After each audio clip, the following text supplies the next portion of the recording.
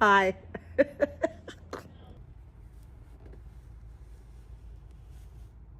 What I'm trying to say is like, I know that you're not human. You're like kind of artificial. I mean that in a good way, but you look so smart because, well, you're in the library. Huh, I'm not artificial intelligence.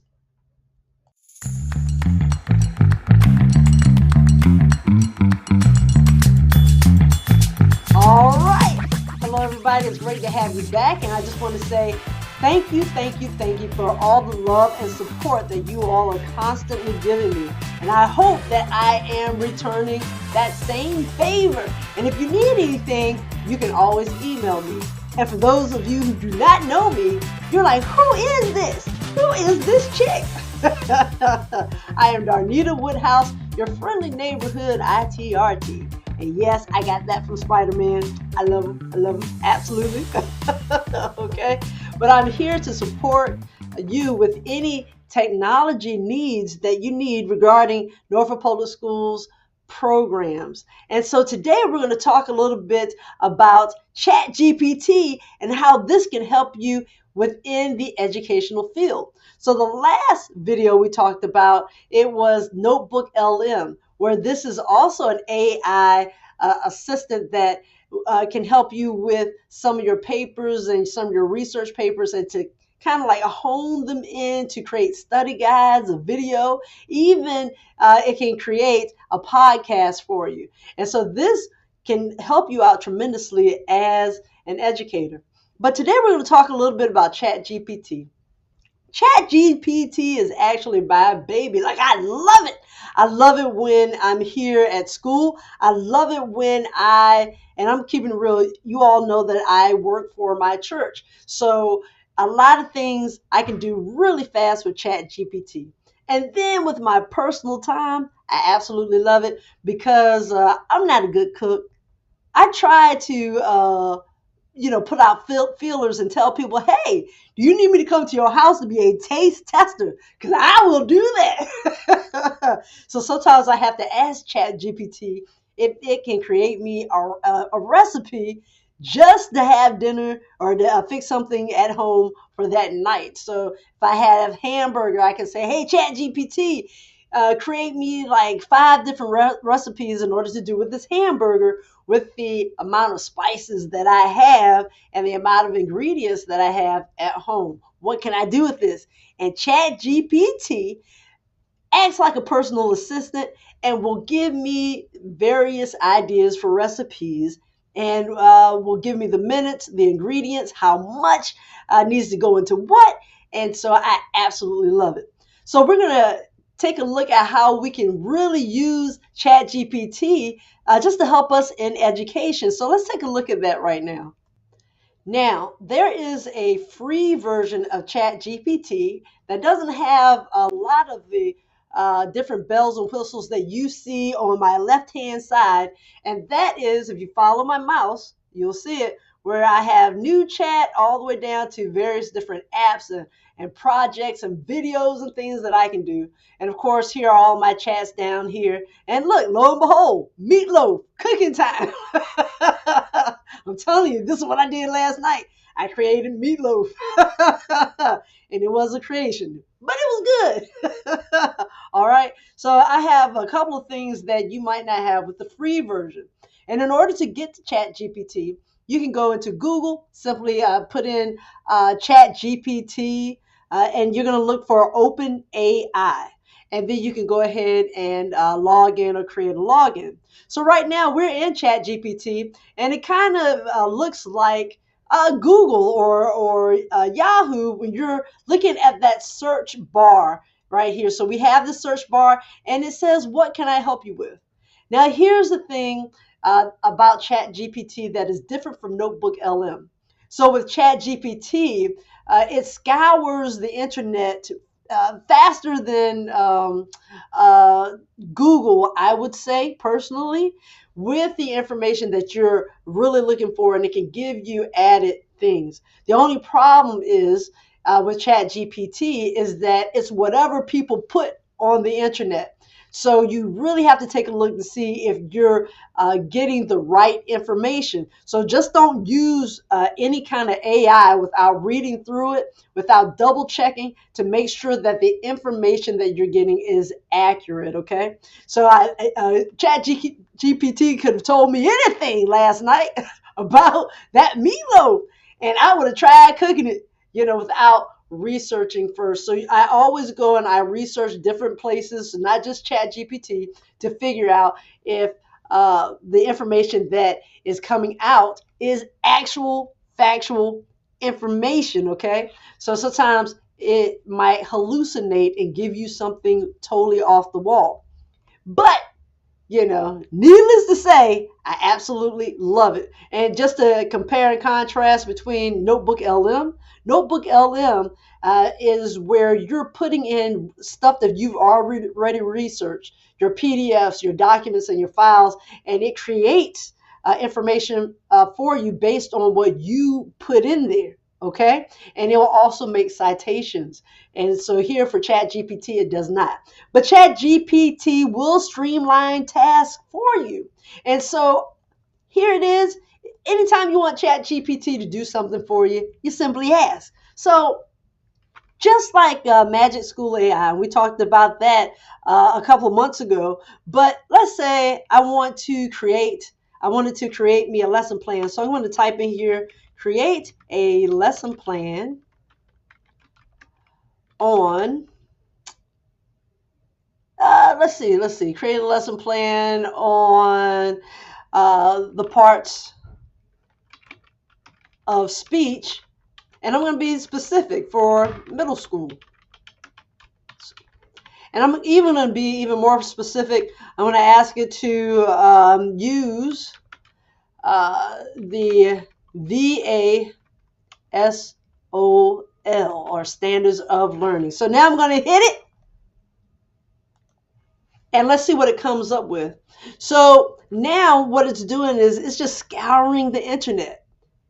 And here it is. This was not even like a second long, but here it says my lesson plan, parts of speech for middle school. It tells me how long it's going to be, which is 60 minutes.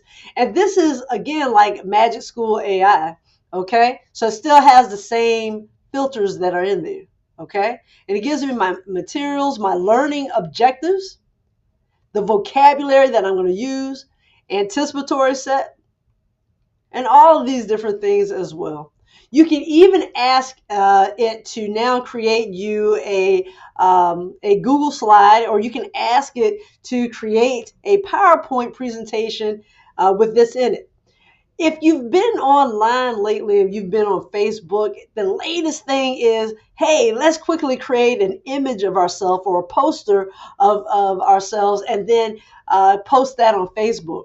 Well, this can create posters for you as well. So if I wanted to create a poster with all this information, I would simply say, create a poster with this information. Okay, and maybe this poster would be an infographic poster, infographic poster. So I'm going to go ahead and do that right now and let that kind of spin around and kind of figure out how this is going to play out. So notice it says creating image, and this is what I do sometimes to like quickly give you information just to post out there. But like today, I created a poster that was dealing with AI and education. And as I'm reading through everything on the poster, come to find out that some words were misspelled, and that it had given me some colors that I did not like, and a couple of other things as well. So I had to keep prompting it to do more. So with Chat GPT, you have to create prompts in order for it to kind of figure out exactly what you're talking about. Okay. So Let's talk a little bit about the fact that when we're talking to ChatGPT, we want to give it specific context of what we're absolutely looking for. And so that is what I did when beginning to create not only the lesson plan, but now this image right here. And hopefully it's going to come out great. So while I'm talking, you can actually see the parts of speech infographic come out right here. Okay. You can talk to Chat GPT and ask it for ideas. Like, hey, can you give me ideas of how to present the parts of speech in class? And it will give you those ideas. So I'm going to type that down there in the little taskbar, and I'm going to put, can you create 10 ideas of how to present, okay, the parts of speech to my middle school class. So now, while this is being made, let's go ahead and take a look at that parts of speech. It says lesson plan. So if I were doing this for the staff and it said lesson plan up there, then that would be fine. If I was trying to create a poster for my students, then I might not have where it said lesson plan up there, but I could possibly say, hey, can you just leave the SOLs up there and how we can go through it? Okay, but here you have to have your objectives, your standards, and all of this is based on that lesson plan that I added in there. When I come down below, ChatGPT wants to say, hey, do you like it? So there's a thumb up there that's a thumbs up, or do you hate it, which is a thumbs down? So you can give it some more information so that ChatGPT, the program, will keep in mind your suggestions. Here I can download this, and if I did hit download, and hopefully you'll see this pop up, you might not, but my download goes up there to the top, and I can hit share. When I hit share, now here I can create a link to this, and that I can share with somebody, and or I can hit download, and it will download it for me. Down below, with the two boxes up on top of each other where you see my mouse, I can hit copy and copy this and paste it somewhere else. I can share it just like we hit share up here. It's the same thing. And then three dots. When I hit that, it just tells me simply today's action and when I created this. Now let's go down a little bit. So remember we asked about 10 ideas. So here are the 10 ideas it came up with. Parts of speech color coding. Assign each part of speech a color, and students highlight the words as we're going along in text. Grammar game show. Sentence surgery. Parts of speech skit. So it's giving me information that I can use. And again, it's only giving me the information that I put in there. And I have to give it a prompt in or tell it every single day or every single time I put something in what I actually want. Now, some of you are like, well, how can I use this for other things other than school? You can. You can ask this, say for instance, if you had a business model that you want to present to like the principal, you can ask it to be your CEO. You can say, hey, you are my CEO.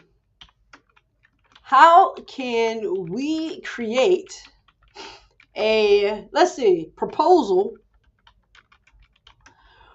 for the principal of Azalea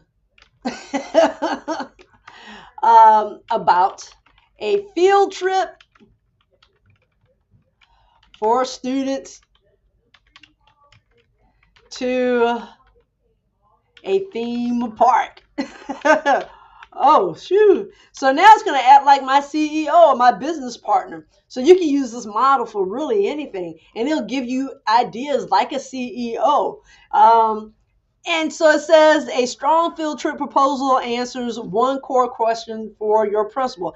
And it is, how does this support learning, safety, and our school mission? Now, I didn't put all that in there, right? But my CEO came up with it. while being worth the time and cost. So the principal is going to want to look at the cost. Where are you going to get the money from? How are we going to go?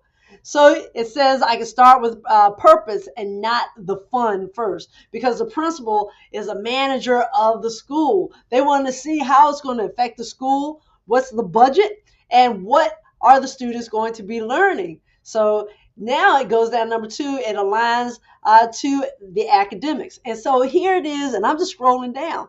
And this was just recently created, so it's nothing that I studied for or anything like that while I'm telling you this information. This is everything that just popped up. It addresses the safety concerns, okay? Show equity and access. Present logistics clearly. All right. No guesswork, it says. Include the destination and the date range, the transportation plan. So everything is here, everything that we need, and it goes right into the structure of it. So this is just something simple and small that you can use for ChatGPT and just explore it. And I want you just to try it, because to be honest with you, it does not take the place of being a teacher at all. And you have to read through everything to make sure it sounds all right. It sounds legit. And then you put all your plans together in a way that your principal will kind of accept what you're doing or what you're saying, okay? So you make sure that you not only look at it from ChatGPT's point of view, but then you go and research with other models as well, including just going to the Google search and finding information on how to plan for a field trip. When we're looking at this anyway and trying to convince Dr. Hinton that, yay, we need a trip, because you know what? We do.